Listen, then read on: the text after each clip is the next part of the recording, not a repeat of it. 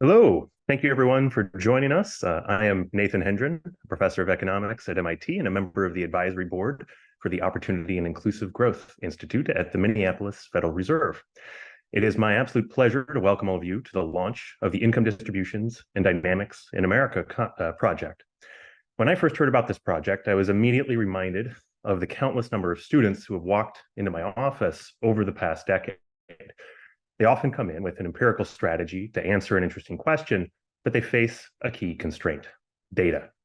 Sometimes they want to look at subgroups who are too small for the American Community Survey or the Current Population Survey. Other times, they want to study the impact of a trade shock or a technological change, not just on mean incomes, but on inequality and income volatility. Or they need a way to map incomes experienced by people today back to where those people lived a few years ago, prior to when some policy began. Now, the obvious solution to these problems is to just get access yourself to the tax data or to the census data, or better yet, linked census IRS data. The problem, of course, is that this is far from straightforward. IRS and census go to incredible lengths to support research, but they face huge constraints and limited numbers of projects that they can support.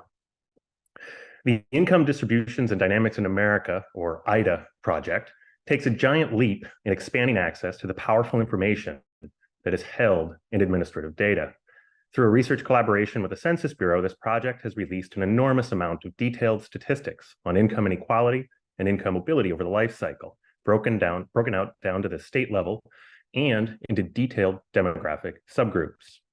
The underlying backbone for the data construction in these statistics is linked census IRS data, your 1040s and W-2s linked to the demographic information you provide on the decennial census.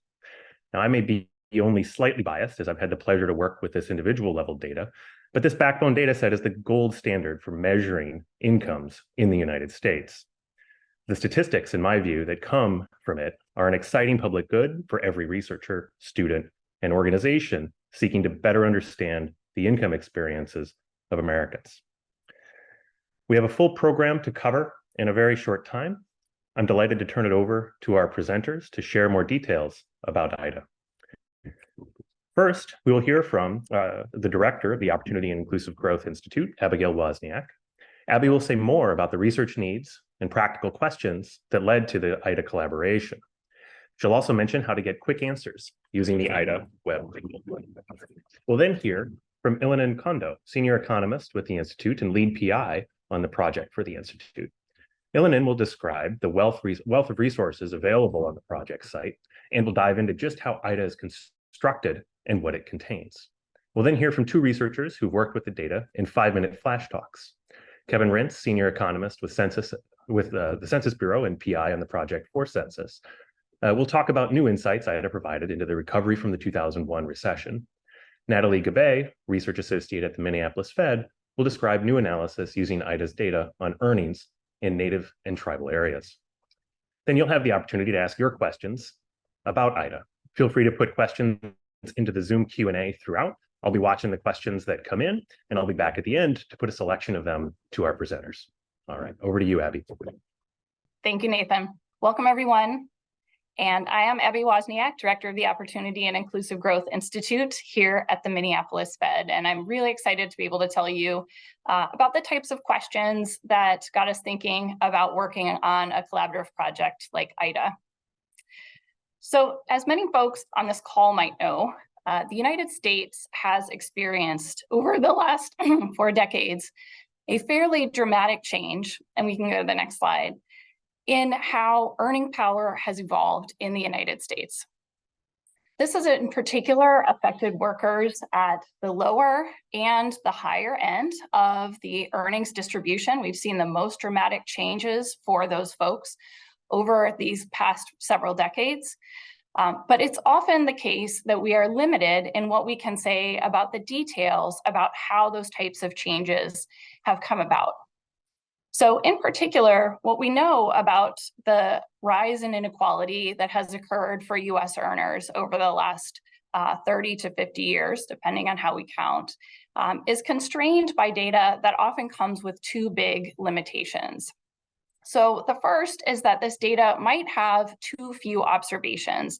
This can be surprising because some of these data sets are nevertheless quite large. They provide us with a high quality representative picture of the US workforce as a whole.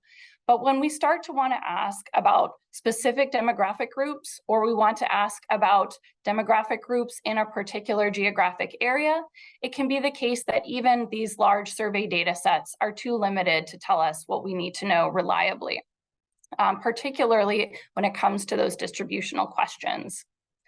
One other limitation is that those data are often not following workers for a long period over time. So it can be hard to say how the changes that we're seeing in earnings distributions are coming about on an individual worker's evolution of earnings experience. So without these types of data that overcome these limitations, it can be hard for researchers and policymakers to answer a number of important questions that they're interested in, even sometimes when these questions seem quite straightforward. They seem like the types of things we would be able to know. They are certainly things that we want to know. So let me give you an example of this that starts with, I think, a very well-known set of findings about how earnings have evolved for US workers over the last several decades. So the figure you're seeing here comes in part from work by my colleagues at the Minneapolis Fed. This type of finding has been produced in a number of studies, and it often relies on those types of survey-based earnings reports that I was mentioning. You can see here, I think the kind of finding that is familiar to a lot of folks who are interested in looking at earnings distributions throughout the world, which is that for the US, there's been a large rise in measured inequality over the last multiple decades. And this has unfolded fairly continuously, but with some important episodes as well. What we see in particular is that for the highest earners, so those earning more than 90% of other earners, so the top 10th percentile, and in this figure we see male earners, earnings for that group have risen fairly steadily, although with a pronounced acceleration in the most recent decades. For lower earning men in the US, there has been a prolonged erosion of that real earning power. So relative to the earnings level those men experienced in the late 1960s, the dots at the bottom show that earnings today have actually eroded substantially, and they do that with a fairly cyclical pattern as well. And in the middle, we see no real earnings growth for the median earner in the male earnings distribution in the US. These types of statistics, I think, are familiar to a lot of folks in research, in policy, and also even in the public. But when we start to look at a figure like this, there are a number of other questions that may come to mind that we would like to answer. So for example, we can go to the next slide. Yeah, we might like to know if earnings look like this in every US state. So did every state labor market follow this same pattern that the national labor market followed? Did it widen as much? Does it have the same kind of time characteristics? The next slide. We might also want to know more about those top earners. So we might want to get more detailed information in that narrow 10th percentile that we see happening, experiencing those increases at the top of the earnings distribution. Is this true as well for the top 5%, the top 2%, or even the top 0.5% of earners? Those get to be very small groups of earners, and they are hard to see in this type of survey information, if not impossible. We also would like to know about non-majority groups of workers. So are workers of color or workers who identify with various race and ethnicity groups, are they experiencing patterns that look like this over time? Are they somehow kind of covered by this experience, which is going to largely be driven in the data by white male earners since they're the largest group? Are they experiencing different patterns altogether? And then finally, we might also want to know about women, and we might want to know if they follow this same trajectory. That might be pretty straightforward, and that has been done with this type of resource. But then we might want to ask about different states again, and we might want to ask about different age groups or cohorts of women. Do they have the same experience? And once we start drilling down into those smaller groups, the resource that has told us so much so far is not going to be able to be up to the task of creating reliable distributions for those groups. And it's also not going to necessarily provide the types of dynamic information that we would like to know about how earnings for these workers evolve as these particular workers go forward in their career. So, and we can go to the next slide. It's for these reasons that we've invested in this collaborative project with the US Census Bureau. We are conducting academic research as part of this, but we're also constructing the statistics we need and that others need to answer these questions. And we're sharing them as part of IDDA, as the IDDA resource. It's going to be able to tell us a lot more about income distributions for these narrow groups that we're interested in, and also about how earnings for these groups evolve over windows of time in their careers. In the end, IDDA's, we hope, going to be a powerful resource for understanding incomes and how they evolve in America. So I want to give you just a snapshot of the types of questions you can answer even quickly now using the tool on our website. And after that, I'll turn it over to my colleague, Elena Kondo, to tell you more about the detail that goes into producing the data shared behind this tool and in other formats on the site. So I ended the last kind of example by talking about women. So we might, for example, want to know more about the earnings distribution for women in different states. And if we do that, we can just start on the web tool site on our website. We can click the tab that says sex. That's going to allow us to look at statistics for different groups identified with male and female. And we can go to that page. Here we see it pulled up. And what it's telling us right away, as soon as we click over there, is what's happening to median earnings for women. On the right, you can see that trend over time for the US as a whole and for the female population of earners in the US. And it covers the period 2005 to 2019, which is one major set of statistics in IDDA is for that period. We then might want to know, though, about the lower earners and the higher earners. That was what we were interested in that figure. So to do that, we can change the percentile that we're looking at. And I'm just going to change to the 10th percentile.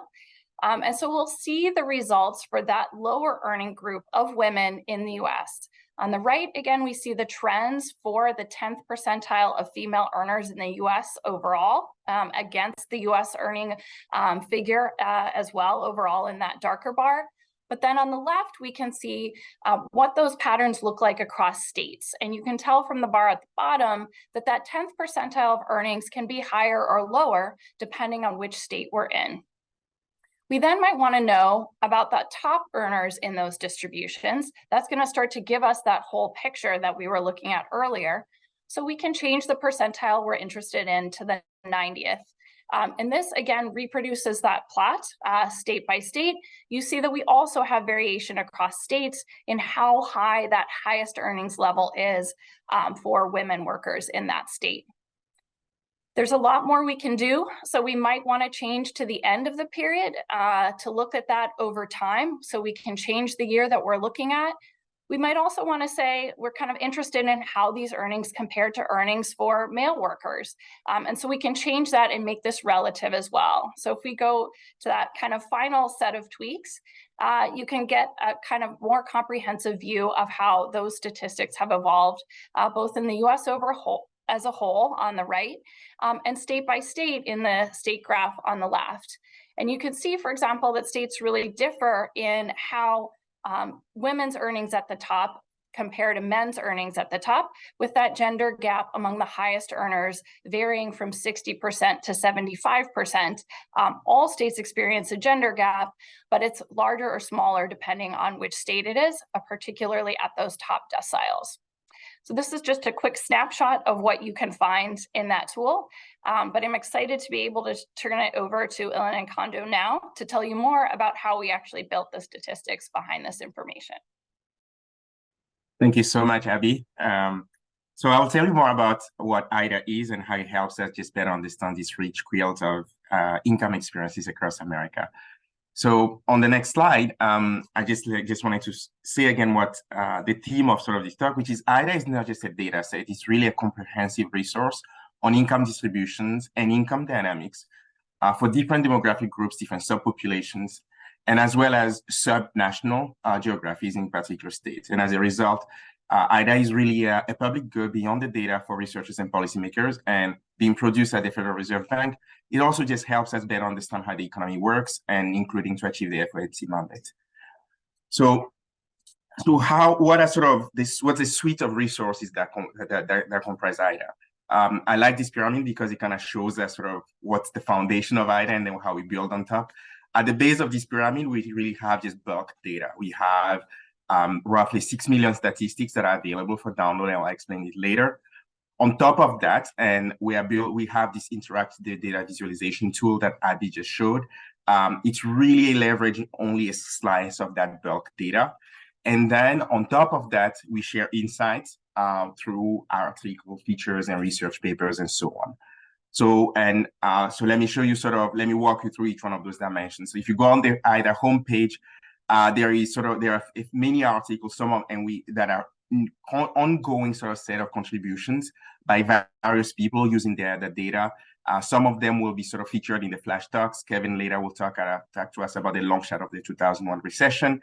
And Natalie later will talk to us about the latest article that actually is not showing here, which was just published this morning on native area income convergence in America. The next block of the IDA resource is obviously the data visualization tool. I think Abby nicely walked us through it already. What I want to highlight is that as you come to this page, there are a few options that are really important that you can toggle. In particular, you can look at race and ethnicity. You can look at income percentiles. We can look at different types of earnings, and I will explain later what those are, the race as well, and obviously time. We can, and so that forms the bulk of the IDA resource. I don't think I'll spend much time on it so that I can tell you more about the IDA data set itself. Next slide, please. So what comprises and how do we build this set of statistics? I'm sorry, I think I missed the mark there. The data set, really, the way you get to it is on the homepage you have the data center. You can click on the data on the data set, which will take you on the next slide to the homepage, and then it takes you on a page where you can basically download specific CSVs for different types of modules that are available in IDA. Next slide, please. So overall, we have this very large granular data set, and I think, and as Nathan mentioned earlier, this comes from really leveraging the vast set of administrative tax records we have from the IRS. In particular, we're leveraging all individual income tax return 1040s. We're also leveraging all employer file wages and tax statements from W-2s, linking them at the individual level to the US Census Bureau to produce these 20 statistics over about 20-year time period, starting in 1998 for 1040 data and 2005 for W-2 data. Specifically, on the next slide, let me tell you the specific building blocks we use to construct these statistics.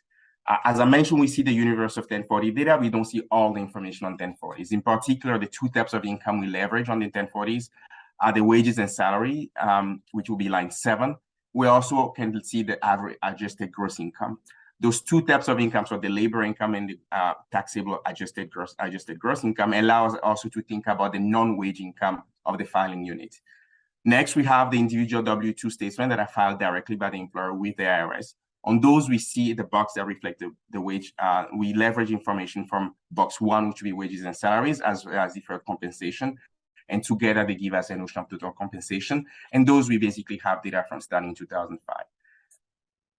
Those data can then be linked to census data at the individual level using the anonymized key peak, but also it can help us from composite households from the tax filing unit. So imagine two people who file separately on a 1040 but are married and live together. We can regroup them as part of a housing unit identifier that we can leverage as part of the census infrastructure. Along with that, we also obviously are able to leverage important demographic information, in particular race and ethnicity, as well as sex, place of birth, whether US born or foreign born as well. That's also helps confirm the age, and that we use for one of the dimensions of the IDA statistics. Next slide, please. So what are those dimensions? So let me walk you through some of the key levers we have. The first one is obviously the type of income. IDA statistics are not just for one type of income, but different types of income. We have individual level and household level. Individual level household and wages and salaries are the one we see from the 1040. Total compensation, those will be the W-2 ones, they'll be individual. And then we have the gross income at the housing unit level, as well as the non-wage income, which would be the difference between the gross income and the wages salaries at the household income, at the household level. Next dimension will be these demographic characteristics that are very important to the granularity of IDA. The first one will be the age. We have age bins, and then we have gender. Here there will be it's really sex because that's a question that census asks, so there'll be male or female. We have detailed race and ethnicity information, and as well as the US born status. Next, please. The other dimension here will be the geographic dimension. Here we are focusing on both federal level statistics. In those cases, we're able to have a larger population and disclose a little more, as well as individual level plus DC. One of the things we're really excited about today is that we also have a combined native area boundaries that basically combine all the entire set of native areas into a one aggregate geographic unit, so that we can sort of overcome the curse of smaller population in tribal areas and have concrete, more reliable statistics for those geographies. The next dimension is really the sample we are using. So to leverage the granularity of the data, we really have three main samples in IDA. The first one is just using the entire set of all the 1040s that we have access to. That's and aggregated at the household level, or specifically the address. So that will be the universe of 1040s aggregated to the addresses. The second one will be the universe of all W-2 earners. So that will be everyone that has an earning formally that has been filed by an employer. Precisely because some researchers and policymakers may be interested in a different version of the W-2 data, we also have a subsample called the prime age working W-2 earners, which really is trying to capture people that are prime age and work the equivalent of federal minimum wage part-time. The next dimension is obviously time. When we think about incomes, we think of them at a point in time. As I mentioned, we see the top 1040 data a little earlier. We stop in 2019 just so that we can, our statistics are sort of pre-COVID, and we're thinking hard about maybe subsequent installments. And then we have also the dynamic dimension, because we can see people over time and we can look at distributions over time. We report statistics either at a 1-year horizon or at a 5-year horizon. And finally, all those dimensions feed into specific statistics. Some of them are sort of help us think about the income distribution at a point in time, in particular income values along the distribution, income percentiles. Some of them help us think of how income is concentrated, top income shares, and some of them help us capture how incomes change. One of them will be how different values of income changes, as well as how people are likely to move from one part of the income distribution to the other. So let me illustrate those a little more specifically for you. Next slide, please. So let's imagine, let's consider a state of like South Dakota that will be, which is large in area, but not very large in population, less than 1 million. Let's think of 2012, there'll be a point in time, and let's consider a group that's not particularly large in South Dakota, that will be Asian women. What the statistics are, they really help us understand two sets of dimensions. On the gray left side of your screen, those will be, I think of them as sort of the fractal, the within, I think of them as the income inequality or income differences within a group, across groups at a point in time. So the statistics allow us to understand the top to bottom income values. How much is the bottom or top decile of earnings? Another type of statistic that will be interesting for Asian women is how concentrated their income. Not just how incomes are concentrated overall, but what share of total earnings for this group of women goes to its top earners. And related to that, we can also be interested, well, how big are the incomes of Asian women in South Dakota at different points of the income distributions? Those will be the Asian women's share of top incomes. What share of the top earnings in South Dakota will go to Asian women? And then on the right side of your screen in the blue shaded area, that will be sort of the conditional income dynamic side. Here we leverage, so the first one will be just this notion of income mobility, where we look at different quartiles. We can ask what fraction of Asian women who are at the bottom of the earnings quartile after 5 years went to the top. And the other one will be, well, if we look specifically at individual women, Asian women in South Dakota over time, let's say, what's the 90th percentile of the income changes they experience when they're at the bottom or at the top? So let me just illustrate those a little more concretely over the next couple of slides for you. For instance, these are hypothetical values. The dollar values are actually are nominal and correct according to IDDA. The curve is just for me, it's just to fit things a little bit nicely. But it should show an income distribution in South Dakota for all earners for their annual wages in 2012. For instance, the median here says $25,000. On the next slide, we can now see how this will change if we look at Asian women in South Dakota. So again, for this specific subgroup in South Dakota, we released these specific percentiles. And one can, for instance, see that the entire distribution is a little shifted to the right, to the left, because the incomes are systematically a little lower and even much more lower at the very top. In this case, the median will be $21,000 compared to the $25,000 we saw earlier. Moving to the next question, which will be sort of the income dynamics side. Let me illustrate sort of the way IDDA tries to capture income mobility and income transitions.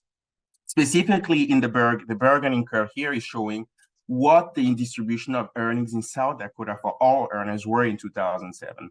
So for instance, the median was lower and the top values were also lower, for instance. So looking at now these two distributions, and we have bars that show us different quartiles. What IDDA allows one to say is, if we picked a specific, how do Asian, we would like to know how Asian women move from, let's say, the bottom quartile to the top quartile, how many of them stayed at the bottom quartile. So in particular, what IDDA allows you to do, and next slide, please, is that we don't actually release here the transition matrix for all Asian women in South Dakota. You will see that in IDDA, we have statistics for Asian in South Dakota. This comes back to sort of the sample restrictions, where we want to be able to have consistent statistics across the board, and slicing further a small group comes with challenges. And yet we can still have some insight. So for instance, the diagonal shows that there is relative persistence on diagonal. So if we look at the first row, a quarter of women that were in that bottom quarter in 2007 stayed in that bottom quarter. Whereas, for instance, if you go up the diagonal and go to the top, you will see that at the very top, Asian women who were at the top, in the top quarter, 3/4 of them managed to stay at the top 5 years later. IDDA also allows you to sort of see what fraction of those groups, what conditionally, how many of them are not appearing anymore in the W2 data. And in that sense, one can interpret that as a transition also as part of, it contains transition of the labor market. And finally, next slide, please. What I want you to notice is that there are 2 stars on the bottom in the last 2 bottom row. Those are stars when we have to suppress statistics. Part of the ability to disclose a lot of data is to also be very careful about when the sample sizes are shrinking. And so in this case, one of the principles of IDDA is always to make sure that we will see in the statistics that some statistics are suppressed. That is a feature, it's not a bug, but that's the price we have to pay sometimes for being able to really systematically large statistics for very fine groups. Finally, while those matrices showed us how women will move from Asian were moving from one part of the district to the other, it doesn't really tell us if they're all moving by the same amount or if they're moving for a slightly different amount. So what this slide shows you is that another aspect of the income dynamics in IDDA is to be able to look at income changes and tell us something about their distribution. Here again, we do this not for the intersection of race and gender at the state level, even though we do that at the national level. And what you can see here is that for 1 year, these are showing 1 year changes. You can see how these changes are highly skewed towards the top. And IDDA will allow you to basically be able to track these conditional income changes. So conditional in the sense that these are the income changes for Asian at the bottom of the income distribution, as opposed to at the top or in the middle. And it's the income distribution because it's not just telling us what the median or what the average is. This fits nicely into the type of research agenda that Fatih and others have been doing as part of GRID, for instance. Next slide, please. So this all fits sort of into what forms the IDDA bulk download. We basically have different modules. We have modules that reflect these income distributions, which are percentiles of income, top income shares, top income population shares, as well as income distributions and changes that reflect some of the principles I showed you. And as I mentioned earlier, we are really excited that we also now have the statistics, not just for the states or for the US and DC, but also for these native area statistics. And Natalie later will leverage that to tell you share some findings we have. So I can't close, however, without sort of being very clear about the limitations and caveats that IDDA has. Despite the extensive sort of nature of the data set we leverage, there's still a lot of important limitations and caveats to keep in mind when using IDDA. The first one is almost by definition what IDDA is, but that helps us understand the limitations. IDDA incomes are only pre-tax and taxable incomes from tax returns. What it means, and that leads us to the second point, is that they do not reflect informal incomes or non-taxable incomes. And the third point, which is a version of that, is that it does not contain public transfers that are not taxable, which can be particularly important to low-income households. The fourth point is also the fact that we do not have the breakdown of the non-wage income we compute from the 1040, meaning we are lumping together taxable retirement income, dividend income, and other types of incomes that are taxable that people are receiving. The fifth point is that even though IDDA statistics are representative of all the filings we have, they are not representative of all the incomes in a given state or at the federal level. The sixth point is that, as I noticed with the suppression, the fact that we didn't have statistics for Asian women dynamically before Asian, IDDA statistics are not available for all possible or feasible demographic groups and places. That's part of the trade-off in terms of ensuring confidentiality, and that's important to keep in mind. But we still do have a pretty broad coverage. And finally, it may be obvious, but these statistics are about income and they're not about wealth. Thank you. Before I think next slide, please.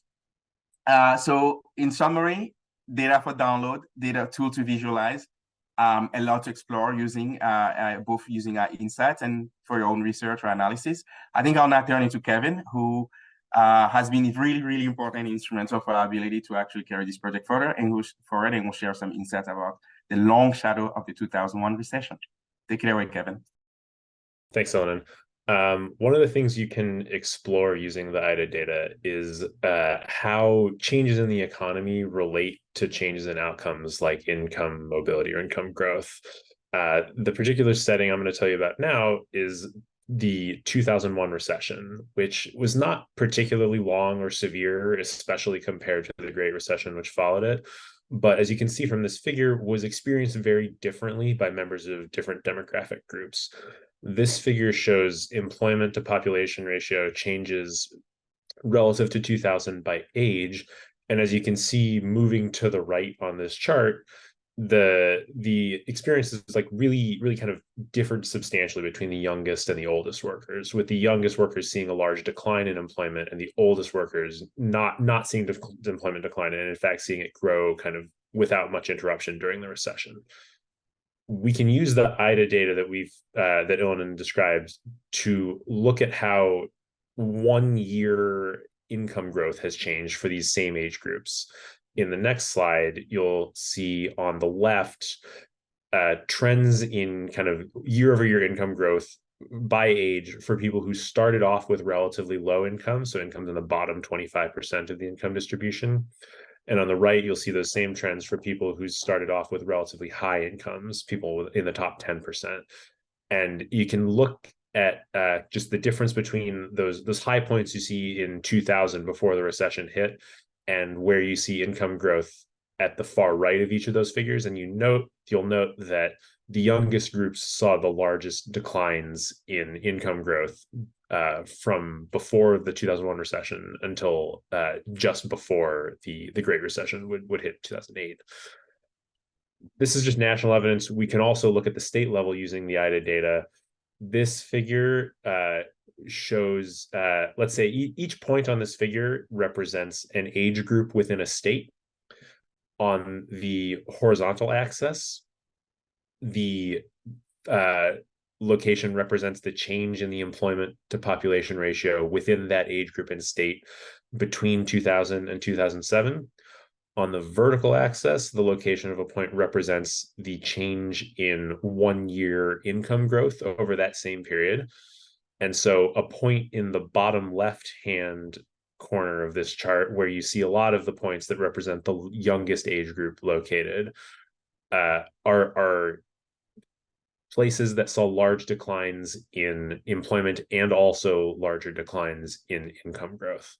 And that kind of steeper slope you see in the gold cloud of dots and the line representing the slope, points to the youngest workers having experienced larger declines in income growth in the same places where they saw larger declines in employment. The shallower slope for the older age groups you see kind of clustered all together there in kind of the middle upper right of the chart suggests kind of a less strong relationship for those groups between employment changes and income growth changes. We can do the same exercise again for race. Here we do that same national exercise looking at trends. And I think the most notable thing we see here on the right is that for initially relatively high income people, incomes declined pretty consistently across race during the recession, but then recovered most strongly for people in the non-Hispanic white and non-Hispanic Asian groups, while members of other race and ethnicity groups didn't really see their income growth recover very much following the 2001 recession. We can also do the state level exercise again, though here I think the story is much less clear than it was in the age case. Only the non-Hispanic white group, which you kind of see there plotted in blue right in the middle of the figure, shows a similar kind of steep slope, suggesting a clearer relationship between declines in employment and declines in earnings growth. So that's one example of a way you can use the IDDA data to understand relationships between broader economic changes and income growth. Now Natalie's going to tell you a little bit more about how you can use the IDDA data to understand what's going on in Native areas. Thanks, Kevin. So IDDA adds two new sources of information describing incomes for Native groups. One, IDDA provides reliable income information for Native populations within individual states, leveraging the large sample size of the IRS data. We can click to the next slide. And two, it includes over 70,000 statistics describing in Native areas. This is a combined geography that includes areas with direct tribal governance, as well as other Native statistical areas and trust lands.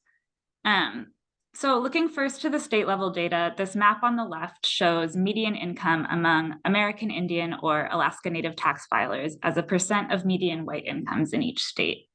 That ratio ranges a lot, from 64% to 85% across states. But then looking from the left map to the one on the right, the middle of the income distribution also looks quite different from the top. So for example, South Dakota has the largest income disparity at the median, but at the 90th percentile, relative income is actually more in line with the rest of the country.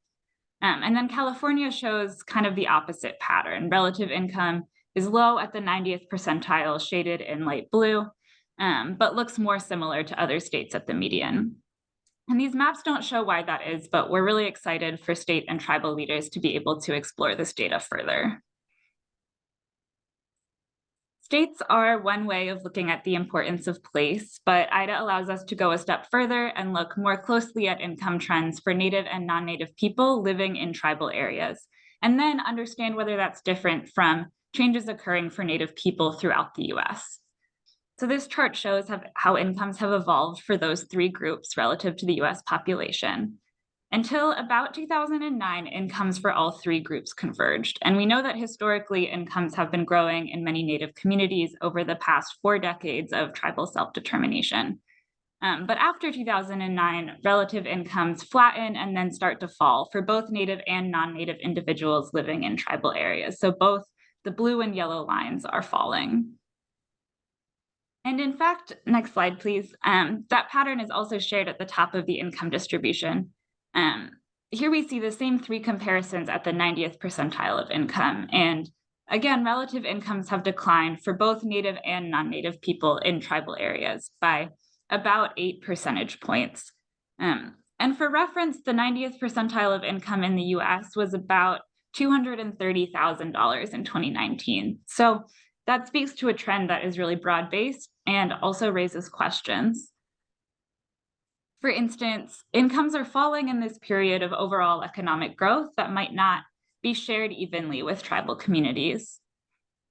On the other hand, there's a period just after the Great Recession, which we know is still really turbulent for tribal communities, and yet incomes are still holding steady. So for example, we see relative median earnings fall among Native workers in tribal areas, along with labor force participation.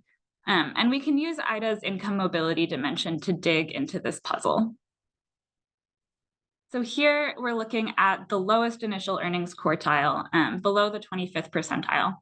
And each point shows the likelihood that a worker receiving a W-2 from their employer does not receive a W-2 the next year. We can think of this as an exit rate because it means that worker has moved from wage employment and into other types of economic activities. As the Great Recession hit, movement out of wage employment jumped up for low earners both inside and outside of tribal areas. So these black lines are showing the median and the highest exit rate across all 50 states. But this increase was much more persistent in tribal areas. So the blue and yellow lines start high, they sort of increase and remain elevated even as exit rates in US states move more quickly back to their pre-recession levels.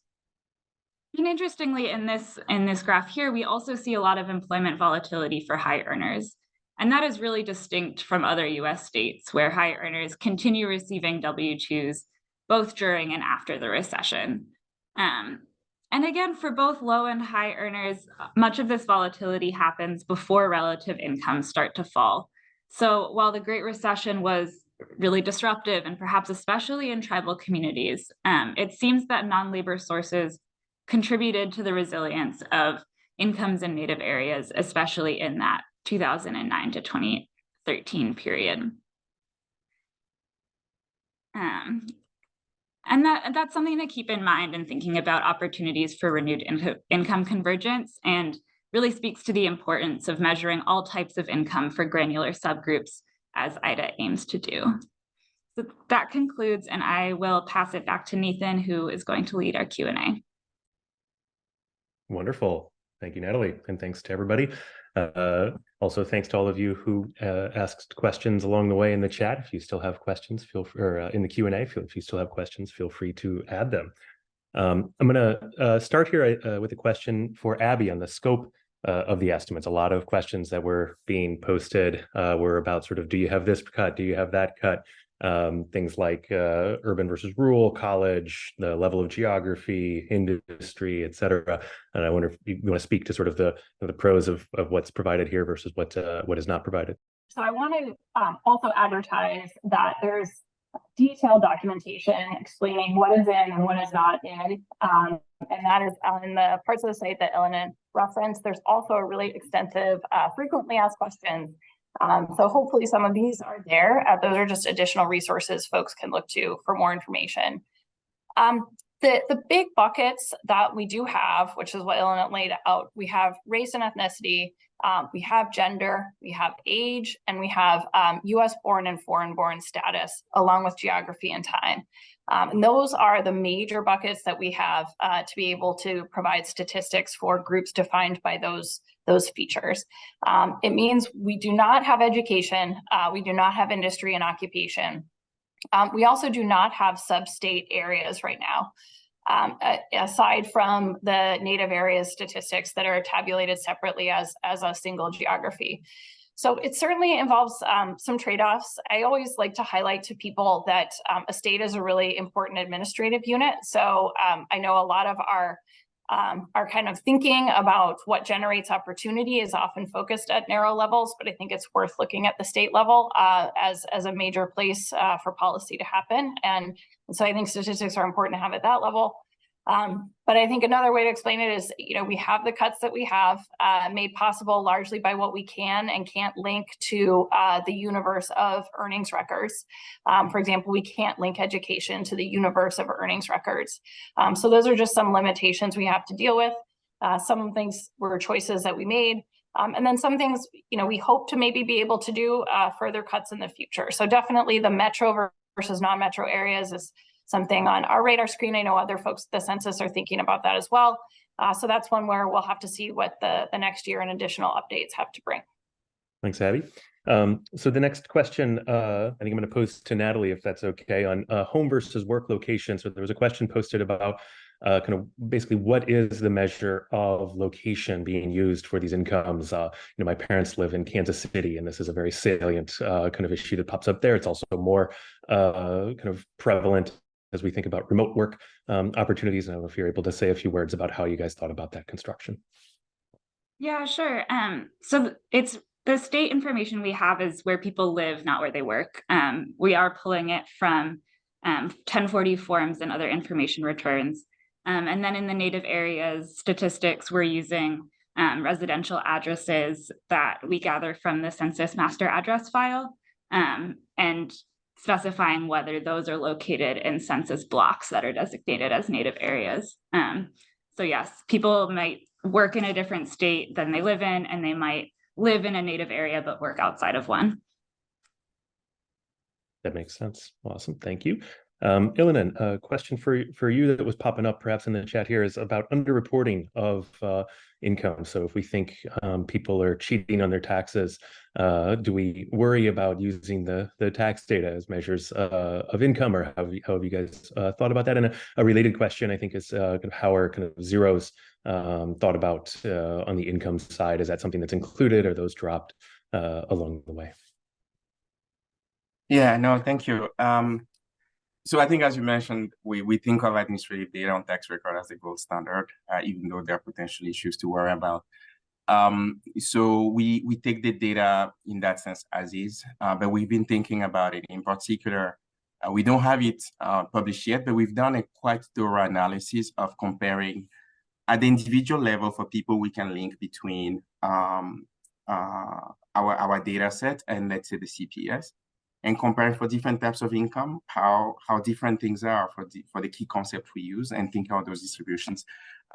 Maybe that's me advertising another next installment, but so we think hard about when there have been research done on those topics. But the short answer to that question is that we, when it comes to the W-2s are as accurate as their employers are saying they are. The adjusted gross income is as accurate as people are filing it to be, and so there is room, obviously, between, in terms of the non-wage income component, to think of what goes in there. So that's the first piece of the answer to that. The second part of that is zeros. I think that's particularly severe when it comes to adjusted gross income. In fact, those values can be negative, and if you go to the tool, you can pick that up. Non-wage income is one of the most unequal sources of income out there. It's mostly zero for most people, and then highly skewed upward. We have made the choice for most of our statistics to just include them. That's why we have the prime age working age sample for the wages one. The only caveat is that when we look at concentration of earnings, we focus on the values that are positive, and the documentation explains that relatively clearly as well. Thank you. That makes sense. And I just emphasize the combination, the fact that you guys both have the 1040 and the W-2s. We think W-2s are generally not as subject to misreporting, perhaps, as the 1040s might be. So Kevin, maybe if I could turn to you on a question. I guess I'll pose a couple questions. So the first one is kind of on the match rates between the 1040s and W-2s, on how those connect up to the census variables. So for linking up to a decennial census in order to get the various kind of demographic characteristics of individuals, do we have a rough sense of kind of how many people who have a 1040 or W-2 are able to line up into the decennial? Yeah, so I think the match rates are generally pretty good. The race and ethnicity demographic information is probably the one that is somewhat less completely available than things like age or foreign-born status or gender. But even there, I think I don't have a good number for you off the top of my head, but the match rate is pretty high. And then for cases that are like not matched, is there like another category of kind of other that is provided in the data, or is that dropped kind of from a uniform kind of way up top? I guess either to Ilanan or to Kevin, whoever wants to take it. Yeah, I think the way we've set this up so far is that people who don't meet this criteria of having the information we're tabulating available are excluded rather than grouped together in some additional missing category. Got it. That makes sense. Cool. So another line of questioning is about plans for the future, how this will be updated over time. Is there plans to continue? I know there was one question that was answered in the chat on this, but curious if anybody would like to speak on kind of the broader future plans for IDA. I'm happy if Kevin wants to take it, or Abby. I don't have a more broad. I'm happy to jump in, and Kevin can add on as well. And I saw one too that I'll flag. Maybe we can come back to for Ellen or Natalie about how households are characterized by race and ethnicity. So as for the future, this is an ongoing research collaboration, and so as a research project, we always have plans and hopes, and they always entail a bit of uncertainty. But we certainly hope to be able to tabulate these kinds of statistics for the pandemic recovery. We made a mostly conscious choice not to try to tabulate pandemic era statistics. Partly that's a function of when the IRS data become available and when we started, and it just made sense to get that snapshot up to the pandemic. But I think increasingly we would really like to know what the pandemic recovery has looked like in terms of these statistics. So that's a big hope, and that would likely come in kind of an installment. And then I think, ongoing installments, as I think the interest is there, is definitely a goal. So, watch the space. If you're signed up for this webinar and there's a major update, you will likely hear about it. But certainly when we are able to make more stuff available, it will kind of have the same format as what we currently have on site. Kevin, is there anything you wanted to add on that? Yeah, and I think Abby mentioned that this is a research project, and research is always an iterative process. So we'll be interested to see how people are using the data, what they think would be helpful to have, how we might be able to help more people, different groups of people, use these data effectively, and think about those things as we contemplate future releases. Awesome. Thanks, Kevin. Thanks, Abby. So Natalie, maybe I'll ask you this question that was posed about how households are characterized by demographic characteristics. You want to speak to how you guys have been thinking about that? Yeah, so we define the household at the address level. So for example, I have a housemate, and if we were in IDA, our adjusted gross income for the address that we live in would be what I report on my Form 1040 and what my housemate reports on their Form 1040. So all 1040s filed at a common address, add up those income totals, and that becomes the household level income value. But then that is assigned back to each individual. So I would keep my own demographic information. And we think about that as being household total resources available to individuals when we're working with the household level data. Awesome. All right. Well, I think that largely wraps it up. I guess I'm going to pose one last question to any one of you, which is, what is the subgroup of the data you were most excited to see with this new resource? What is the kind of cut of the data you were most excited in, and why? Does anybody want to take a swing at that? I know we just saw some exciting cuts of the data around the recession and Native American samples, but would be quite eager, more out of my own curiosity, to know if anybody would like to take a swing. Well, I'll go quickly, but I want to hear from others a bit as well. I'm really excited about some of the states in our Fed district that it's difficult to tabulate these kind of statistics for typically. So we picked South Dakota partly for a reason. It's definitely of interest to us. And yeah, it often can be hard to get reliable distributional statistics for it using the available sources. So excited to see that for them and for other kind of smaller population states. Very exciting. I'll echo that. I've had students that have talked about, oh, I want to study the fracking boom and I don't know exactly how to do it with the right data. Here's your data. I think for me, it's been the